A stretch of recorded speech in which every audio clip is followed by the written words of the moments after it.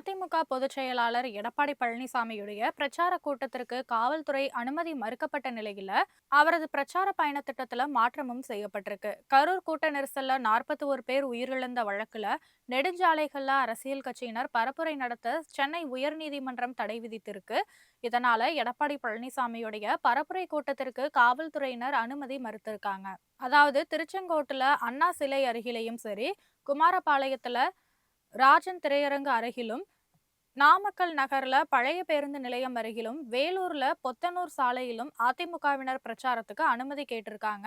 ஆனா எல்லாமே நெடுஞ்சாலை பகுதி என்பதால அனுமதி அளிக்க முடியாதுன்னு காவல்துறை தரப்புல தெரிவிக்கப்பட்டது. அதோட பட்டா இடத்துல பரப்புரை நடத்தி கொள்ளுமாறும் அதிமுகவினருக்கு அறிவுறுத்தப்பட்டிருக்கு. இதனையடுத்து நாமக்கல் மாவட்டத்துல ஞாயிறு மற்றும் திங்கட்கிழமைகள்ல எடப்பாடி பழனிசாமியுடைய சுற்றுப்பயண திட்டம் மாற்றி அமைக்கப்பட்டிருக்கு.